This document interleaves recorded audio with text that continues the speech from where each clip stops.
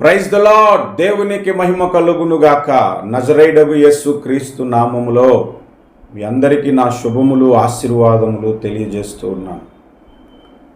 దేవుని వాక్య భాగములో నుంచి తిమోతికి వ్రాసిన 2వ పత్రిక 3వ అధ్యాయము 1వ వచనాన్ని నేను చదువుతున్నాను. దయచేసి గమనించండి. అంచె దినములలో అపాయకరమైన కాలములు వచ్చునని తెలుసుకొనుము. ప్రార్థన. ప్రేమ కలిగిన మా ప్రియమైన పరలోకపు తండ్రి, సర్వశక్తిమంతుడు అయిన నా దేవా, నా రాజా, నీకు స్తోత్రాలు చెల్లిస్తున్నాను. అంచె దినములలో మేము కాపాడుకోవలసినవి ఏమిటి అనే అంశం మీద మీ మాటలు ప్రకటించడానికి మీరు నాకు ఇచ్చిన ఈ సమయమును బట్టి, అవకాశమును బట్టి కృతజ్ఞతలు తెలియజేస్తున్నాను. దేవా, సహాయం చేయండి. పరిశుద్ధాత్మ నడిపింపు ఈ వాక్య పరిచర్యలో నాకు అనుగ్రహించమని యేసుక్రీస్తు వారి శ్రేష్టమైన నామమున ప్రార్థిస్తున్నాము పరమ తండ్రి. ఆమేన్. ఆమేన్. చదవబడిన వాక్య భాగంలో మీరు ఒక మాటను గమనించారో లేదో, అంచె దినములలో అపాయకరమైన కాలములు వచ్చును అని తెలుసుకునుము అంటున్నాడు అపోస్తుడైన పౌలు. నేను అడుగుతా ఒక ప్రశ్న, మీరు ఆలోచించండి. దినములలో కాలం వస్తుందా? కాలములో దినములు ఉంటాయా? ఆలోచించండి. ఇప్పుడు సంవత్సరాన్ని కాలము అంటారు, సంవత్సరములో దినములు ఉంటాయి. కానీ ఒక దినములో కాలం ఎలా ఉంటుంది? కాలములు ఎలా ఉంటాయి? పోనీ చెప్పండి. ఉండవు. ఒకవేళ ఒక దినములో కాలం ఉంటే మధ్యాహ్న కాలము, సాయంత్రకాలము అని చెప్పుకున్నా కూడా కాలములే ఉంటాయి అనుకుందాం. అలా కాకుండా ఇక్కడ మనం గమనిస్తే అంచె దినములలో అపాయకరమైన కాలం అంటే కాలములో దినాలు వస్తాయి, వారాలు వస్తాయి, నెలలు వస్తాయి, కానీ దినములో కాలములు అనేవి రావు. ఒకవేళ వస్తే నేను చెప్పాను కదా, ఉదయకాలము, మధ్యాహ్న కాలము, సాయంత్రకాలము, రాత్రి కాలము అనేది వస్తుంది. అంతేగాని శీతాకాలము, ఎండాకాలము, సంవత్సరములను కాలము, ఈ 5 సంవత్సరాల కాలము, 10 సంవత్సరాల కాలములు అనేవి దినములలో రావు. ఎందుకు ఈ మాటను నేను చెప్తున్నానంటే, అసలు అంచె దినములు అంటే బైబిల్ చెప్తున్న నిర్వచనం ఏంటో మొదట మనం తెలుసుకోవాలని ఆశించి నేను ఈ మాటను తెలియజేస్తూ ఉన్నాను. దయచేసి మనం గమనిస్తే అంచె దినములు అంటే ఏమిటో మొదట మనం జ్ఞాపకం చేసుకుందాము. అపోస్తుల కార్యాలు 2వ అధ్యాయంలో మనం చూస్తే ఇంచుమించు 120 మంది మేడగది మీద ప్రార్థన చేస్తూ ఉన్నారు. వాళ్ళు 10వ రోజున ప్రార్థన చేస్తున్నప్పుడు, అప్పటికి 10 రోజులు పూర్తయి 9 రోజులు పూర్తయి 10వ రోజుకి ప్రార్థనకు వచ్చారు. ఈ 10 రోజుల నుంచి ఉపవాసముతో, ఏక మనస్సుతో, ఎడతెగక వాళ్ళు ప్రార్థన చేస్తూ ఉన్నప్పుడు పరిశుద్ధాత్మ వారి మీద కుమ్మరింపబడింది. అగ్ని జ్వాలల వలె బలమైన గాలి వంటి ధ్వనిలాగా వచ్చి వారి మీద, ఒక్కొక్కరి మీద వ్రాలగా అందరూ పరిశుద్ధాత్మ భాషలతో మాట్లాడారు. వారికి వాక్శక్తి అనుగ్రహించిన కొలది మాట్లాడారని 2వ అధ్యాయంలో మనం చదువుకుంటున్నాం. అదే దినమున, ఆ దినము పెంతుకోస్తు పండుగ దినము, ఆ రోజు పరిశుద్ధాత్మ కుమ్మరింపబడిన దినం. అదే దినమున పేతురు నిలుచొని ప్రసంగం చేయటం ప్రారంభించాడు. ఆయన ప్రారంభించినప్పుడు 16వ వచనం మనం చదివితే, యోవేలు ప్రవక్త ద్వారా చెప్పబడిన సంగతి ఇదే, ఏమనగా అంచె దినముల యందు నేను మనుషులందరి మీద నా ఆత్మను కుమ్మరించెదను అన్నాడు. అంచె దినముల యందు మనుషులందరి మీద నా ఆత్మను కుమ్మరిస్తానని యోవేలు ప్రవక్త చెప్పాడు కదా, అది ఇదే అని నొక్కి చెబుతున్నాడు మన అపోస్తుడైన పేతురు. ఇప్పుడు ఆ పరిశుద్ధాత్మ కుమ్మరింపు జరిగి ఇప్పటికి 2000 సంవత్సరాలు దాటిపోయింది కూడా. మరి అవే అంత్య దినాలైతే మరి ఇప్పుడున్న దినాలు ఏమనాలి? వాటినే పేతురు అంత్య దినాలని అంటున్నాడు, మరి ఇప్పుడున్న వాటిని ఏమనాలి? ఈ పాయింట్ చెప్పటానికే నేను అంత్య దినాలంటే ఏంటో బైబిల్ మనకి ఏం చెప్తుందో మీకు నేను తెలియజేయాలని ఆశపడుతున్నా. ఎక్కడికో వెళ్ళిపోయి వచనాలు వెతుక్కోకుండానే ఆ అపోస్తుల కార్యాలు 2వ అధ్యాయమే మనం 16-17 వచనాలు మనం చదివాం కదా. ఆ తర్వాత మనం చదువుకుంటూ వస్తే 20వ వచనములో, ప్రభువు ప్రత్యక్షముగు ఆ మహాదినము రాకమునుపు సూర్యుడు చీకటిగాను చంద్రుడు రక్తముగాను మారును, అప్పుడు ప్రభువు నామమును బట్టి ప్రార్థన చేయు వారందరూ రక్షణ పొందుదురని దేవుడు చెప్పుచున్నాడు అన్నాడు. ఇవే అంత్య దినాలని పేతురు ప్రసంగించటం ప్రారంభించి యేసు 2వ రాకడను గూర్చి మాట్లాడుతున్నాడు. అంటే పరిశుద్ధాత్మ ఈ లోకానికి వచ్చిన దినము మొదలుకొని యేసు రాకడలో సంఘము ఎత్తబడేంత వరకు, యేసు 2వ రాకడ వరకు ఈ దినములన్నీ, ఈ సంవత్సరములన్నిటినీ అంత్య దినములు అన్నాడు. ఈ అంత్య దినములలో ఎన్నో అపాయకరమైన కాలాలు వస్తాయని బైబిల్ మనకి చెప్తుంది. ఈ అంత్య దినములకు ప్రారంభం ఏమిటి అంటే పరిశుద్ధాత్మ కుమ్మరింపు అని మనం నేర్చుకుంటున్నాం. ఆ అంత్య దినములకు ముగింపు కూడా పరిశుద్ధాత్మ కుమ్మరింపే. అదేంటండి అని మనం ఆశ్చర్యపోవసరం లేదు. యోవేలు ప్రవక్త ప్రవచించినప్పుడు మీరు గమనించండి. యోవేలు గ్రంథము మనం తీసి చూద్దాము. యోవేలు ప్రవక్త ప్రవచించినప్పుడు 2వ అధ్యాయము 23లో మనం చూస్తే, సియోను జనులారా ఉత్సహించి మీ దేవుడైన యెహోవా యందు సంతోషించుడి, తన నీతిని బట్టి ఆయన తొలకరి వర్షమును మీకు అనుగ్రహించును, వాన కురిపించి పూర్వమందు వలె తొలకరి వర్షమును కడవరి వర్షమును మీకు అనుగ్రహించును. తొలకరి వర్షము, కడవరి వర్షం. తొలకరి వర్షము అంటే దానికి ముందు ఇంకో వర్షం లేదని, కడవరి వర్షము అంటే దాని తర్వాత ఇంకొక వర్షము రాదని అర్థం.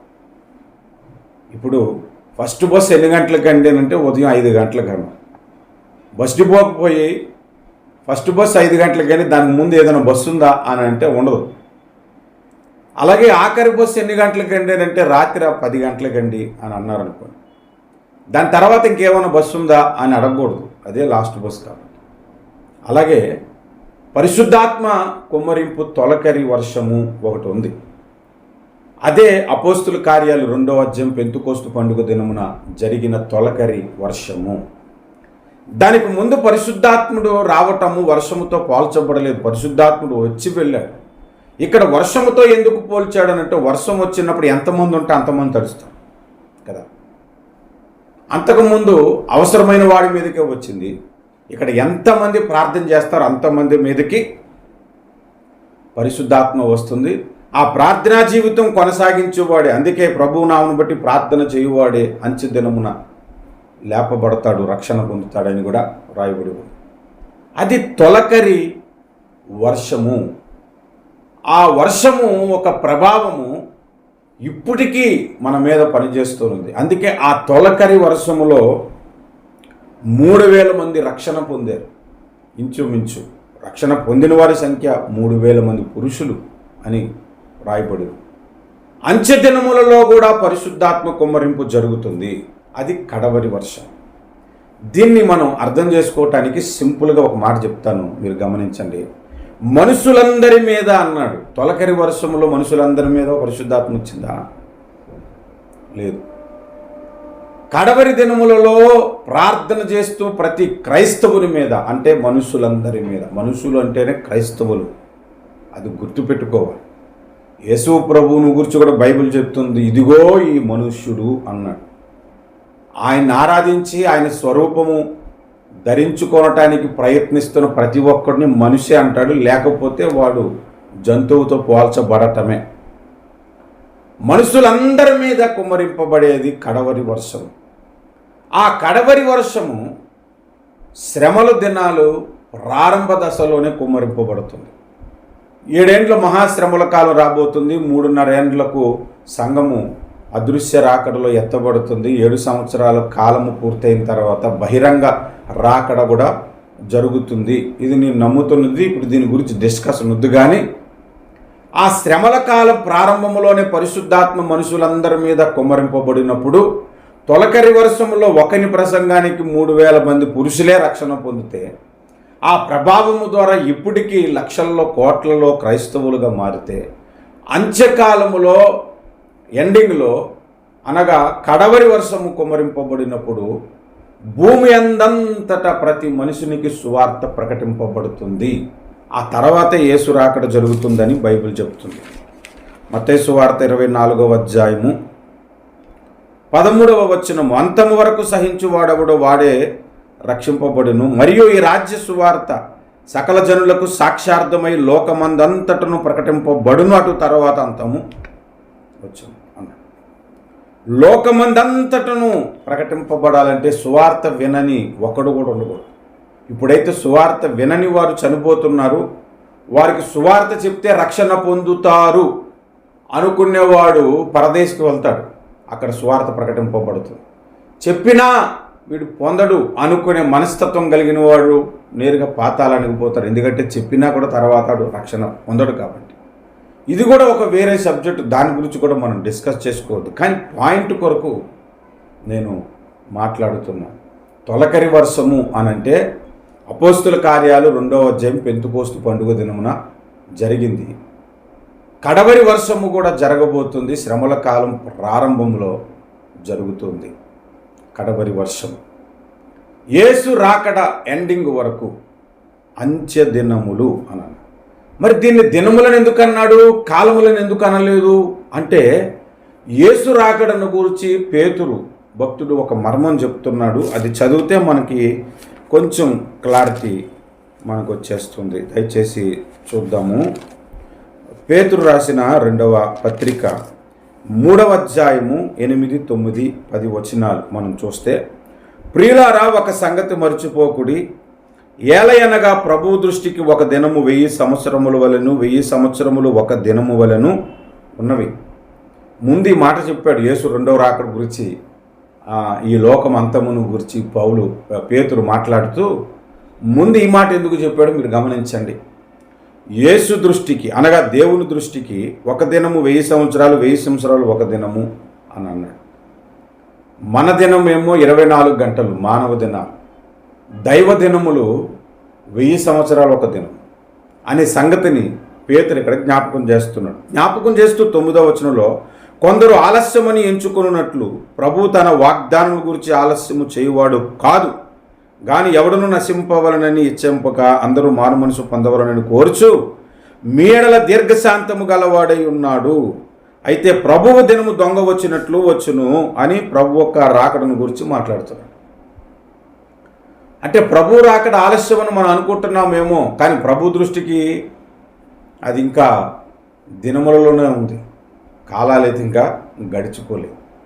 ఆయన వస్తాను అని చెప్పి ఆయన సిలువలో మరణించి పరలోకానికి ఆరోహణం అయిపోయి 1000 సంవత్సరాలకి దేవుని దృష్టిలో ఒకదనమైతే, ఇప్పుడు ఆయన పునరుద్ధానుడైపోయిన తర్వాత ఆయన రాకడను గురించి మాట్లాడుకుంటున్న మనం యేసు ప్రభు ఈ లోకానికి 2000 ఏండ్ల క్రిందట వచ్చాడని అంటున్నట్టు రెండవ దినమే. మనము దినముల్లోనే ఉన్నాము. ఈ అంత్య దినములలోనే అనేకమైన అపాయకరమైన కాలాలు వస్తాయని తిమోతి భక్తుడు మాట్లాడుతున్నాడు. ఇది విషయం. సో అంత్య దినములు అంటే పరిశుద్ధాత్మ కుమ్మరింపు ఉన్నప్పుడు ప్రారంభమైంది. మరలా యేసు రాకడ వరకు, సంఘము ఎత్తబడేంత వరకు ఉండే దినములన్నీ అంత్య దినములు అన్నమాట. ఈ అంత్య దినములలో అపాయకరమైన కాలములు వచ్చును అన్నాడు. అపాయకరమైన కాలములు అంటే చాలా ప్రమాదకరమైన పరిస్థితులు వస్తాయంట. అలా వచ్చినప్పుడు మనుషుల యొక్క హృదయాలు ఎలా మారిపోతాయి అంటే, స్వార్థప్రియులుగాను, ధనాపేక్షులుగాను, బింకములాడువారుగాను, అహంకారులుగాను, దోషకులుగాను, తల్లిదండ్రులకు అవిధేయులుగాను, కృతజ్ఞత లేనివారుగాను, అపవిత్రులు, అనురాగహితులు, అతిద్వేషులు, అపవాదకులు, అచితేంద్రియులు, క్రూరులు, సజ్జనదేశులు, ద్రోహులు, మూర్ఖులు, గర్వాంధులు, దేవుని కంటే సుఖానుభవం ఎక్కువగా ప్రేమించువారు, పైకి భక్తి గలవారు వలె ఉండి దాని శక్తిని ఆశ్రయించిన వారునే యుందురు, ఇట్టి వారికి విముఖుడవై ఉండుము అన్నాడు. ఒక దైవ సేవకుడికి, తిమోతను దైవ సేవకుడికి మరొక దైవ సేవకుడైన అపోస్తుడైన పౌలు ఈ మాటలు చెప్తున్నాడు, అట్టి వానికి విముఖుడవై ఉండుము అంట. ఇప్పుడు క్రైస్తవ సమాజంలో చూస్తే కొంతమంది భక్తి డబ్బు కొరకే, కొంతమంది భక్తి స్వార్థము, వారే కనబడాలి, స్క్రీన్ల మీద వారే కనబడాలి, వారి పాటలే పాడాలి, వేరే వాళ్ళు పాడకూడదు, స్వార్థము. తల్లిదండ్రులు చూడని సేవకులు, పట్టించుకొని సేవకులు, ఇంకా కృతజ్ఞత లేనివారు. కొంతమంది ఎంత కృతజ్ఞత లేనివారు అంటే, మనం ఆయన మీటింగ్ పెట్టవచ్చు కానీ మనల్ని పిలిచి ఆయన మీటింగ్ పెట్టరు. ఆయన సంఘంలో మన వాక్యం చెప్పకూడదు, ఆయనే స్పీకర్, మన స్పీకర్ కాదన్నట్టుకుంటారు. సింగపూర్లో నేను చాలామంది సేవకులను తీసుకెళ్ళాను. నేను అక్కడి నుంచి వచ్చాక, బ్రదర్ నేను ఖాళీగా ఉన్నాను అని అంటే, మా చర్చికి ఒక ఆదివారం రండి బ్రదర్ కూర్చోండి అని అంటారు కానీ వాక్యం చెప్పమని పిలవట్లే. అంటే వాళ్ళే స్పీకర్లు అన్నమాట. కృతజ్ఞత లేనివారే కదా. ఇంకా ఒకటి కాదు, రెండు కాదండి, ఇంక చాలా ఉన్నాయి. దేవుని కట్టే సుఖానుభవం ఎక్కువ ప్రేమించేవారు. ఒకప్పుడు సేవకులు గంటలు ప్రార్థించారు, నిద్రను త్యాగం చేశారు. ఇప్పుడు నిద్రపోవటం అంటే ఎక్కువ ఇష్టం సేవకులకి. ఎప్పుడు పడితే అప్పుడు నిద్రపోవాలి. దేవుని కంటే సుఖానుభవం ఎక్కువగా ప్రేమించే స్థితికి దిగజారిపోయింది. వీటినే అపాయకరమైన కాలములతో పోలుస్తాడు. ఇట్లాంటి మనస్తత్వం వచ్చేస్తుంది మనుషులలో. అపవిత్రత కూడా పరిశుద్ధతలా ఫీల్ అయిపోతున్నారు కొంతమంది. 2 3 పెళ్ళిళ్ళు చేసేసుకుంటున్నారు కొంతమంది పాస్టర్లు. బహిరంగంగా బూతులాడుతున్నారు కొంతమంది సేవకులు. ఇంకా విశ్వాసులే మరి ఇంకెలా ఉంటారు చూడండి, సేవకులు ఎలా ఉంటే. ఇంకా వాళ్ళకి ఏం చెప్తారు? కొంతమంది తాగుబోతులైన సేవకులు ఉన్నారు. భయంకరమైన స్థితిలో, అపాయకరమైన కాలముల్లోనే మనం ఇంకా ఉన్నాం. ఈ అంచె దినములలో ఆఖరి స్టేజ్లో మనకు వచ్చేసాం అని చెప్పాలి. ఇంకా చెప్పాలంటే మరి ఇలాంటప్పుడు ఈ అంచె దినములలో క్రైస్తవుడు ప్రాముఖ్యముగా ఏవి కాపాడుకోవాలి? అంచె దినములలో ప్రతి క్రైస్తవుడు అంటే పాస్టర్సు, బిషప్సు, సంఘ పెద్దలు, స్త్రీలు, లేడీ పాస్టర్స్ అందరూ కలిపి నేను అడుగుతున్నా, మనం ఏం కాపాడుకోవాలి అని అంటే, మొట్టమొదటిగా విశ్వాసమును కాపాడుకోవాలి. లూకా సువార్త 18వ అధ్యాయములో ప్రారంభము నుండి మనం చూస్తే, ప్రారంభము నుండి ప్రభువు ఒక ఉపమానం చెప్పారు. ఆ ఉపమానము విసుకక నిత్యము ప్రార్థించుట కొరకు ఉపమానము ప్రారంభించాడు. కానీ 8వ వచనములో చూస్తే, ఆయన వారికి త్వరగా న్యాయము తీర్చును, వారి విషయమే కదా ఆయన దీర్ఘశాంతము చూపుచున్నాడు అని మీతో చెప్పుచున్నాడు. అయినను మనుష్య కుమారుడు వచ్చినప్పుడు ఆయన భూమి మీద విశ్వాసము కనుగొనునా అన్నాడు. మనుష్య కుమారుడు వచ్చినప్పుడు అంటే ఇంక అంచె దినాలు పూర్తయిపోతాయి అన్నమాట. అప్పుడు విశ్వాసము కనుగొనునా అంటున్నాడు. పుట్నోట్లో ఆ విశ్వాసము అంటే పైన ఉపమానంలో చెప్పబడిన విశ్వాసం అంటే ఈనాడుకి చాలామంది గట్టి, నేను విశ్వసించాను దేవుడు నాకు ఇచ్చేశాడు ఇల్లు, నేను విశ్వసించాను దేవుని దగ్గర నుంచి పొందుకునే విశ్వాసం కాదు. మనం పోగొట్టుకున్న దేవుని యందు విశ్వాసములోంచి తొలగిపోకూడదు అనే విశ్వాసం కలిగి ఉండాలి. యోబు భక్తుడిది అటువంటి విశ్వాసం. ఆయన వలన మేలు అనుభవించదమా, కీడు అనుభవించతగదా? యెహోవా ఇచ్చని యెహోవా తీసుకునని యెహోవాకు స్తోత్రం అని చెప్పాడు కదా. విశ్వాసం అంటే అది. పౌలు అట్లాంటి విశ్వాసమనే కాపాడుకున్నాడు. నా విశ్వాసమును నేను కాపాడుకుంటుని అన్నాడు. విశ్వాసమును కొనసాగించుకున్నాడు, విశ్వాసమును కాపాడుకున్నాడు. మనము కూడా అటువంటి విశ్వాసమును కాపాడుకోవాలి. విశ్వాసం అంటే ప్రభు ప్రార్థించావు ఇచ్చేశాడని కాదు. కొంతమంది నేను ప్రవచించాను నీ అకౌంట్లో 1,00,000 రూపాయలు పడుతుందని. ఎంత పడిందమ్మా అంటే 1,00,000 రూపాయలు పడింది. చూడండి, రూపాయలు పడింది అంటే అదేం విశ్వాసం అండి? అసలు పడకపోయినా కూడా నేను యేసు ప్రభుని విడిచిపెట్టను, ఇంతకంటే ఎక్కువ అప్పులైపోయినా కూడా నాకు యేసు ప్రభువే కావాలి, ఇంతకంటే రోగం ఎక్కువ వచ్చినా కూడా పర్వాలేదు, ప్రాణమే పోయినా పర్వాలేదు, నాకు యేసు ప్రభుని విడిచిపెట్టను, ఆయన నా దేవుడు, ఆయన నా ఆరాధికుడు అనుకునే విశ్వాసం దేవుడికి కావాలి. పొందుకునే విశ్వాసము కంటే కూడా ఇచ్చే విశ్వాసము, జీవించే విశ్వాసము మనము కలిగి ఉండాలి. అంచె దినములలో నీకు నాకు ప్రతి క్రైస్తవునికి ఉండాల్సినది విశ్వాసము. అది పోగొట్టుకోకూడదు. కొందరు విశ్వాసములో నుండి తొలగిపోయారని బైబిలు చెబుతూ ఉంది. ఆ విశ్వాసమును మనము కాపాడుకోవాలి. ఇంకా విశ్వాసములు అవసరమైతే ఎదగాలి. లూకాసు వార్త 17:5 అపోస్తులు మా విశ్వాసమును వృద్ధి పొందించమని ప్రార్థన చేశారనంట.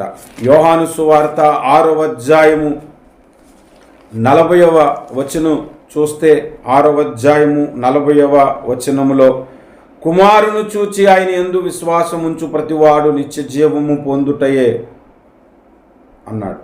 కుమారుని చూచి ఆయన యందు విశ్వాసం ఉంచు ప్రతివాడును నిత్య జీవము పొందుటయే నా తండ్రి చిత్తము, అంచెదినమున నేను వానిని లేపుదును అన్నాడు. అంచెదినమున నేను వానిని లేపుతాను అంటే అంచెదినముల వరకు నీవు కాపాడుకోవలసింది విశ్వాసము. కొంతమంది అంచెదినముల వరకు సంఘాన్ని కాపాడుకోవటానికి ప్రయత్నం చేస్తారు, మంచిదే. వాళ్ళు పేరు ప్రతిష్టలు కాపాడుకోవటానికి ప్రయత్నం చేస్తారు, మంచిదే. అన్ని ప్రయత్నం చేసి విశ్వాసాన్ని పోగొట్టుకున్నాం అనుకోండి, అసలు యేసు రాకడలో ఎత్తబడం. ప్రభువు ఆయన రాకడ సమయంలో నా దగ్గర మేలు పొందినా పొందకపోయినా నా యందు విశ్వాసం కలిగి ఉన్నాడా లేదా అనే దాని మీద దృష్టి పెట్టి వాడిని పరలోకానికి తీసుకొని వెళ్తాడు. కనుక అంచె దినముల వరకు నువ్వు విశ్వాసమును కాపాడుకోవాలి. ఆ విశ్వాసం ఏంటంటే యేసు నా దేవుడు, ఆయన దగ్గర నుంచి మేలైనా కీడైనా సరే నేను అనుభవిస్తాను, కానీ ఆయన యందు నమ్మికలో నుంచి నేను తొలగిపోను, విశ్వాసములోంచి బయటికి రాను అని స్థిరపరచబడాలి. అది నీవు కాపాడుకో. రెండవది, అంచె దినములలో మనము కాపాడుకోవలసినది ఏమిటి అంటే మొదటి దెస్సలోనిక పత్రిక, దయచేసి చూద్దాము. మొదటి దెస్సలోనిలకు రాసిన పత్రిక 3వ అధ్యాయము 12.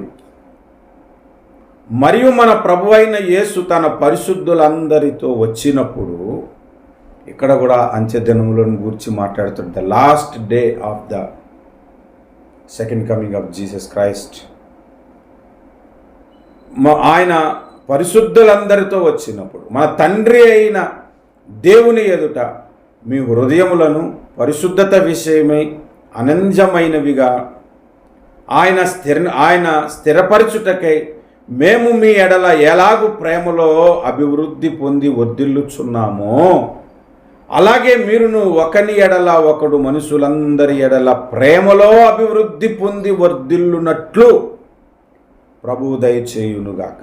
యేసు రాకడ వరకు ప్రేమను కాపాడుకోగలగాలి.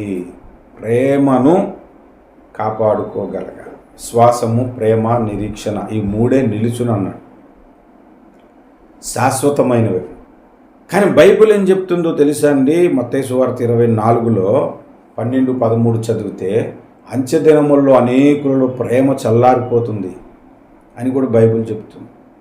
చల్లారిపోతుంది కాబట్టి మీరు చల్లారిపోతున్నారని కాదు అర్థం. చల్లారిపోతుంది కాబట్టే మీ ప్రేమలో వృద్ధి చెందుకొని దాన్ని కాపాడుకోమని బైబిల్ మనకి నేర్పిస్తూ ఉంది.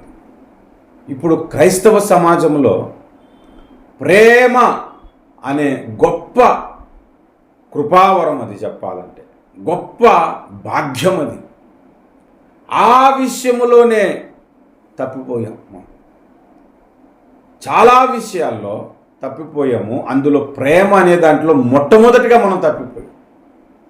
మొదటగా మనం ప్రేమలోంచి తప్పిపోయాం అనటానికి ఒక ఎవిడెన్స్ ఏంటంటే, ప్రకటన గ్రంథములో 7 సంఘాల కొరకు రాయబడినప్పుడు అందులో మొదటి సంఘం కోల్పోయింది అదే, నీకుండిన మొదటి ప్రేమను నీవు వదిలితివి. ప్రకటన 2:4 రాయబడి. మొదట ప్రేమ విషయంలోనే మనం తప్పిపోయేలాగా దుష్టుడు చేశాడు. ఆ ప్రేమనే కోల్పోతున్నాం. మొదట మనం ప్రేమించిన దైవ సేవకుని ఇప్పుడు ప్రేమించలేకపోతున్నాం. మొదట మనం ప్రేమించిన విశ్వాసులను ప్రేమించలేకపోతున్నాం. సంఘాన్ని ప్రేమించలేకపోతున్నాం. కుటుంబాన్ని ప్రేమించలేకపోతున్నాం. ప్రేమించలేని పరిస్థితులు నీ వద్దకు వచ్చి ఉండొచ్చు. నీ మీదకి అటువంటి దాడులు జరుగుండొచ్చు. పరిస్థితుల్లోనికి నిన్ను నెట్టేసి ఉండొచ్చు. నీ మీద కుట్రలు జరిగి ఉండొచ్చు.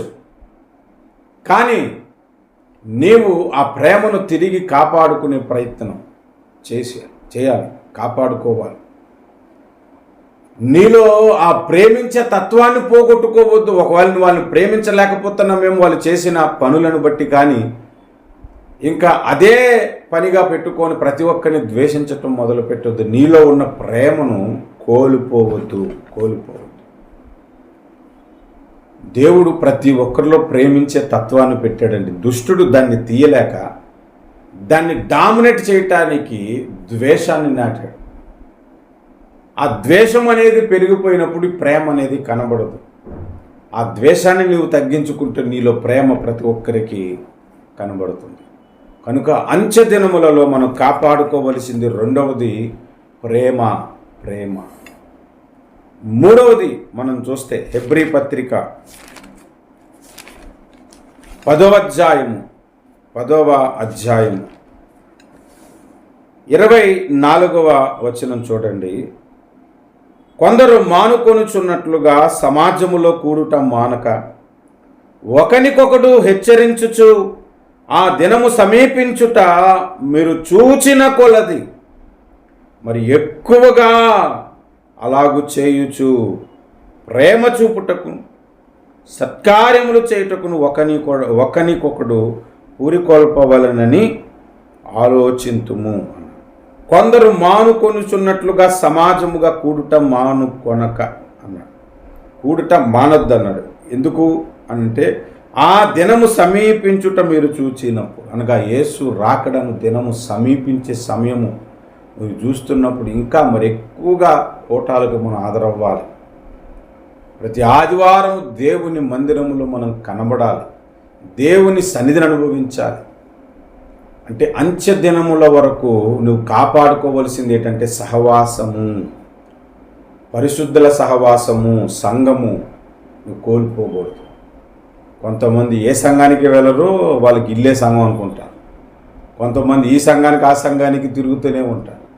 ఒక సహవాసము నువ్వు కలిగి ఉన్నప్పుడు పోగొట్టుకోవద్దు. అంచె దినముల వరకు నువ్వు దాన్ని కాపాడుకోవాలి. కొంతమంది పాస్టర్ గారి మీదో లేదా సంఘ పెద్దల మీదో పాట లేదనో ఇంకేదనో అదనో ఇదనో అలిగి పూర్తిగా సంఘానికి దూరం అయిపోయి అసలు ఏ సంఘానికి వెళ్ళకుండా నశించిపోయేవారు ఉన్నారు. అందుకని లేఖనం మనలను హెచ్చరిస్తుంది.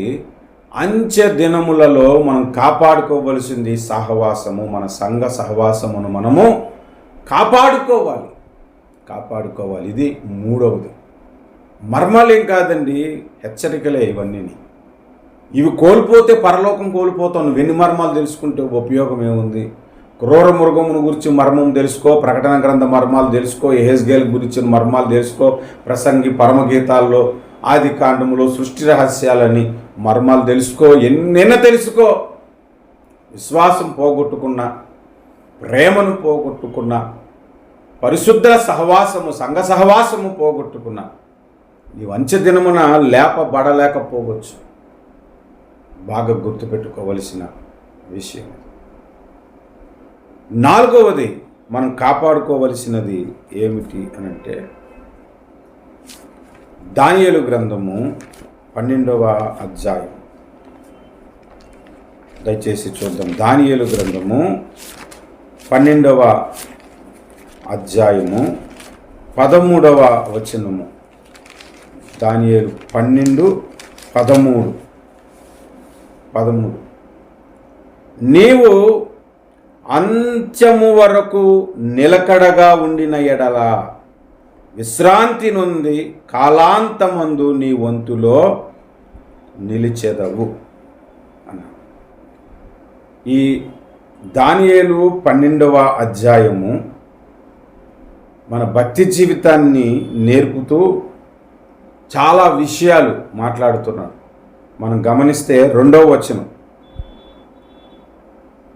మరియు సమాధులలో నిద్రించు అనేకులు మేలుకొందురు, కొందరు నిత్య జీవము అనుభవించుటకును, కొందరు నిందల పాలగుటకును నిత్యముగా హేయులగుటకు మేలుకొందురు అన్నాడు.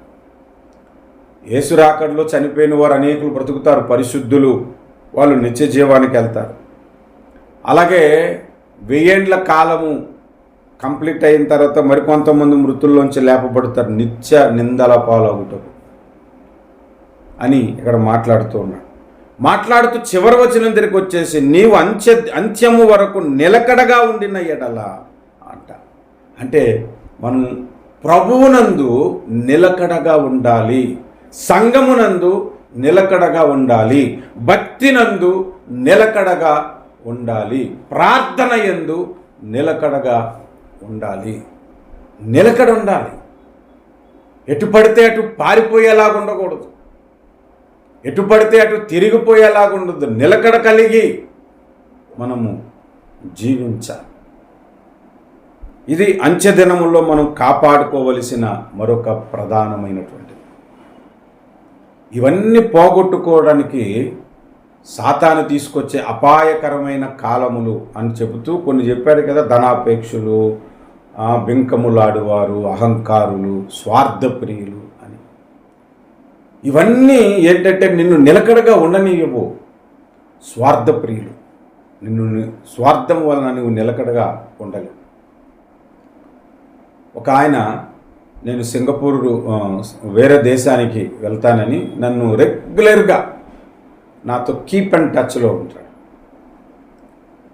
ఇటీవల కాలంలో నేను వెళ్ళటం మానేద్దాం అనుకుంటున్నాను, ఇక్కడే ఉండిపోదాం అనుకుంటున్నాను ప్రభు సేవలో అన్నాను. అంతే, ఇంకా నన్ను వదిలేశాడు. ఇంకొక ఆయన ఎవరో వేరే దేశానికి వెళ్తున్నాడని తెలిసింది, ఆయన పట్టుకున్నాడు. ఇంకా ఆయనతో కీప్ అండ్ టచ్లో ఉన్నాడు. ఇప్పుడు ఆయన వేరే దేశానికి కూడా వెళ్ళిపోయాడు. అక్కడి నుంచి ఆయన కొద్దిగా సహాయం అందుతుంది. ఇంకా ఆయన నెత్తిని పెట్టుకొని మోస్తున్నాడు అన్నమాట. అంతకుముందు నేను వెళ్తాననేటప్పుడు నా మీద ఉన్న ప్రేమ ఇప్పుడు లేదు, నేను వెళ్ళను అంటే. ఇక ఇంకొకడు వెళ్తున్నాడంటే ఆయన మీద ప్రేమ వచ్చేసింది, ఆయన గొప్పోడు అంటాడు, ఆయన మహిమ కలిగిన వాడు అంటాడు. ఇంకా భజనే అన్నమాట ఆయన గురించి. మరి ఇది స్వార్థం కాదా? ఇలాంటి స్వార్థపు మనసు, ధనాపేక్ష కలిగిన మనసు, అవసరాన్ని బట్టి వాడుకొని వదిలేసే మనసు నిన్ను నిలకడగా ఉండనీయవు. అందుకనే అంత్య దినముల వరకు ప్రభువునందు నిలకడగా ఉండే స్థితి మనం కలిగి ఉండాలి. మరొక మాట చూద్దాము. 5వదిగా ఎఫెసీ పత్రిక 5వ అధ్యాయము 15వ వచనం మనం చూస్తే, దినములు చెడ్డవి గనుక మీరు సమయమును పోనీయక సద్వినియోగము చేసుకొనుచు అజ్ఞానుల వలె కాక జ్ఞానుల వలె నడుచుకొనున్నట్లు జాగ్రత్తగా చూచుకొనుడి అన్నాడు. దినములు చెడ్డవి అన్నాడు. ఇందాక మనం చదువుకున్న 2 తిమోతి 3:1 అపాయకరమైన కాలములు అన్నాడు. చెడ్డవంటే అపాయకరమైన కాలములే కదా. అలాంటి చెడ్డ దినములలో మనం ఉన్నాము.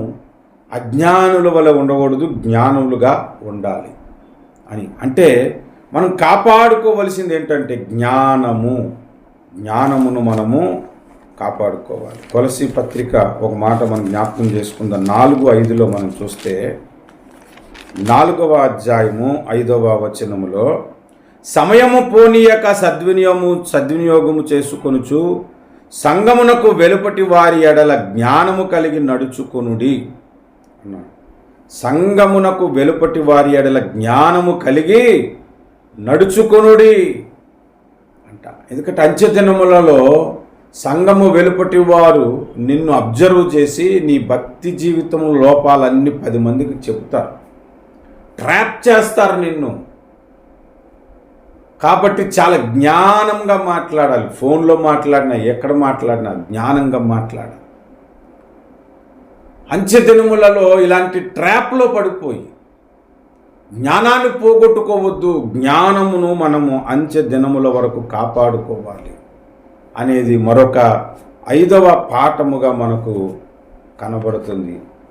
ఒక మాట మళ్ళీ జ్ఞాపకం చేసుకుందాము. సామెతలు 9:9లో ఒక మాట మనకు కనబడుతుంది. సామెతల గ్రంథము 9వ అధ్యాయం 9వ వచనం, జ్ఞానము గలవానికి ఉపదేశము చేయగా వాడు మరింత జ్ఞానము పొందును, నీతి గలవానికి బోధ చేయగా వాడు జ్ఞానాభివృద్ధి నొందును. యెహోవా యందు భయభక్తులు కలిగి ఉండుటయే జ్ఞానమునకు మూలము అన్నాడు. దేవుని భయము లేని స్థితిలోనికి ఎవడైతే దిగజారిపోతాడో వాడు జ్ఞానాన్ని పోగొట్టుకుంటాడు. జ్ఞానం ఉండదు ఇంకాడికి. దేవుని యందలి భయము భక్తులు కలిగి ఉన్నవాడి జ్ఞానమునకది మూలము. దేవుని భయము చేత నువ్వు మాట్లాడితే, దేవుని భయము చేత నీ ప్రవర్తన ఉంటే జ్ఞానాన్ని నీవు కాపాడుకుంటావు. రక్షణ గూర్చిన జ్ఞానము, పరిశుద్ధాత్మను గూర్చిన జ్ఞానము, దేవుని గూర్చిన జ్ఞానము, పరిశుద్ధ వాక్యమును గూర్చిన జ్ఞానము నీవు కలిగి ఉండాలి. దాన్ని కాపాడుకోవాలి. ఆ జ్ఞానాన్ని వక్రంగా ఉపయోగించొద్దు. అంత్య దినముల వరకు దేవుడు నీకు అనుగ్రహించిన వాక్య జ్ఞానమును కాపాడుకోవాలి. ఇంకొక మాట చెప్పి నేను ముగిస్తాను. 1 కొరింథీ పత్రిక 15వ అధ్యాయము 58వ వచనము. ఈ 15వ అధ్యాయం అంతా మృతుల పునరుద్ధానమును గూర్చి, యేసు 2వ రాకడను గూర్చి మాట్లాడుతుంది. ఇక్కడ మాట్లాడుతూ ఆఖరిలో 58వ వచనంలో, కాగా నా ప్రియ సహోదరులారా, మీ ప్రయాసము ప్రభువునందు వ్యర్థము కాదని ఎరిగి స్థిరులను కదలని వారును ప్రభు కార్యాభివృద్ధి యందు ఎప్పటికీ ఆసక్తులనై ఉండుడి అన్నాడు. ఆఖరి వరకు కాపాడుకోవలసింది అంచె దినములలో ఏంటంటే ఆసక్తిని కాపాడుకోవాలి. ప్రభు కార్యముల యందున్న మన ఆసక్తిని పోగొట్టుకోవద్దు. వాక్య పరిచర్య చేసే ఆసక్తి నీకుంటే అది పోగొట్టుకోవద్దు. వాయిద్యాలు వాయించే ఆసక్తి ఉంటే, పాటలు రాసే ఆసక్తి ఉంటే, పాటలు పాడే ఆసక్తి ఉంటే, ప్రభు పనిలో పాల్గొంటూ ఏ కార్యక్రమాన్ని మీటింగ్లు పెట్టడం, చేసే పని, స్వార్థ కార్యక్రమాలు జరిగించటం, ఇలాంటివి ఏ విషయంలో నువ్వు ఆసక్తి కలిగి ఉన్నావో దాన్ని పోగొట్టుకోవద్దు అని చెప్తున్నాడు. అంటే ఇవన్నీ పోగొట్టుకునేలాగా మన జీవితంలోనికి ఏమొస్తాయో తెలుసా అండి? 2వ తిమోతి పత్రిక, అదే మనం మూలవచనములో ఉన్నటువంటి ప్రాముఖ్యమైన విషయాలు. 3వ అధ్యాయము 2వ వచనము నుండి 4వ వచనము వరకు కనబడుతున్నాయి. ఇవన్నీ మనలోనికి వచ్చినప్పుడు విశ్వాసమును పోగొట్టుకుంటావు, జ్ఞానమును పోగొట్టుకుంటావు, సహవాసమును పోగొట్టుకుంటావు, ప్రేమను పోగొట్టుకుంటావు, జ్ఞానమును పోగొట్టుకుంటావు, చివరికి ఆసక్తి కూడా పోగొట్టుకుంటావు. కనుక హెచ్చరిక కలిగి మనం జీవించాలని ఈ మాటలను బట్టి చెబుతున్నాం. ఇవన్నీ మనం భక్తిలో కలిగి ఉన్నప్పుడు, ఆ అపాయకరమైన కాలములు వచ్చినప్పుడు మనుషుల్లో ఉన్న స్వార్థ ప్రియులుగా ఎలాగైతే ఉంటారో అవన్నిటి నుంచి మనం దూరమైనప్పుడు ఇవన్నీ మనం కాపాడుకోగలుగుతామని బైబిల్ మనకి చెప్తూ ఉన్నది. కనుక అంచె దినముల్లో మనం కాపాడుకోవలసినవి ఇవే ప్రాముఖ్యంగా. ఇంతేనా అండి, ఇంకేమీ లేదా అని అంటే మన రక్షణను కూడా కాపాడుకోవాలి. ఇవన్నీ కాపాడుకోవటంలోనే మన రక్షణ కాపాడుకోవడం అవుతుంది. మన రక్షణను కాపాడుకోవాలి. అంచె దినముల వరకు మన రక్షణను కాపాడుకోవాలి. మీరు చూడండి, 1 పేతురు పత్రిక 1వ అధ్యాయంలో 5వ వచనం, కడవరి కాలమందు బయలుపరచబడుటకు సిద్ధముగానున్న రక్షణ మీకు కలుగునట్లు అన్నాడు. సిద్ధముగానున్న రక్షణ, కడవరి కాలపు రక్షణ అంట. రక్షణ అనేది మనం పొందుకున్నాం కదా, దాని గురించిన విషయం ఏంటో తెలుసా అండి? అది బాప్తిస్మమందు ప్రారంభమవుతుంది. రక్షణ యేసు రాకడలో నువ్వు ఎత్తబడుట లేదా నీవు చనిపోయినంత వరకు ఆ రక్షణను పోగొట్టుకోకుండా ఉండుట. అప్పటి వరకు ఈ రక్షణ అనేది నీ జీవితంలో ఎప్పుడైనా పోగొట్టుకునే అవకాశం ఉంటుంది. కాబట్టి చివరి వరకు కాపాడుకోవాలి. అలా కాపాడుకోవటానికి విశ్వాసమును కాపాడుకోవాలి, ప్రేమను కాపాడుకోవాలి, జ్ఞానమును కాపాడుకోవాలి, పరిశుద్ధల సహవాసమును కాపాడుకోవాలి, నిలకడగా ఉండుట కాపాడుకోవాలి, ఆసక్తిని కాపాడుకోవాలి. నీ రక్షణను నీవు కాపాడుకుంటే యేసు రాకడలో నీవు ఎత్తబడతావు. కనుక అంచె దినములలో మనం కాపాడుకోవలసిన వాటి మీద దృష్టి పెడదాము. వాటి మీద మనము ఫోకస్ చేద్దాం. దేవుడు మనల్ని దీవిస్తాడు. మనం ఎంత భక్తి జీవితం చేసినా దాని ప్రతిఫలం ఏంటంటే చివరికి పరలోకం వెళ్ళటమే కదా. ఆ పరలోకము వెళ్ళకుండా ధనాపేక్ష నీకు అడ్డు వస్తుందేమో. డబ్బు సంపాదన, ఓవర్ టైం, ఇంకా సంపాదించాలి, ఇల్లు కట్టాలి, ఇంకా కారు కొనుక్కోవాలి, అది కొనుక్కోవాలి, ఇది కొనుక్కోవాలి, ఇంకా సంపాదన అని ప్రార్థన వదిలేసి, సహవాసం వదిలేసి, విశ్వాసం వదిలేసి, నీతిగా బ్రతకటం మానేసి అన్యాయంగా తప్పుద్రోవల్లోనికి వెళ్ళిపోయి రక్షణను పోగొట్టుకుంటావా? అంచె దినములలో నీవు కాపాడుకోవలసినటువంటివి జ్ఞాపకం ఉంచుకో. చివరి వరకు వాటిని కాపాడుకునే ప్రయత్నము నీవు చేయాలి. దేవుడు మిమ్మల్ని దీవించి ఆశీర్వదించునుగాక. ప్రార్థన చేస్తాను. ప్రేమ కలిగిన మా ప్రియ పరలోకపు తండ్రి, సార్వత్రిక సంఘంలో ఉన్న ప్రతి పరిశుద్ధుని కొరకు ప్రార్థన చేస్తున్నాను. విశ్వాసమును, జ్ఞానమును, సహవాసమును, నిలకడతనమును, ఆసక్తిని, ప్రేమను, రక్షణను కాపాడుకునే కృప మీరు దయచేయండి. కనికరించండి నాయన, సహాయము చేయమని యేసుక్రీస్తు వారి శ్రేష్టమైన నామమున ప్రార్థిస్తున్నాము పరమ తండ్రి. ఆమేన్, ఆమేన్, ఆమేన్. ప్రభునందు ప్రియులారా, నా వర్తమానం విన్నవారు నాకు ఛానల్ని సబ్స్క్రైబ్ చేయండి, ఇతరులకు షేర్ చేయండి. అలాగే నాకేమైనా సహాయం చేయాలనుకుంటే మీరు సహాయం చేయొచ్చు. అది ప్రేమతో చేయగలిగితేనే. ఏదో చేయాలన్నట్లయితే నాకు అవసరం లేదు.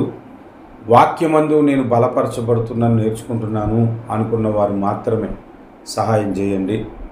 దేవుడు మిమ్మల్ని దీవించునుగాక, ఆశీర్వదించునుగాక. God bless you.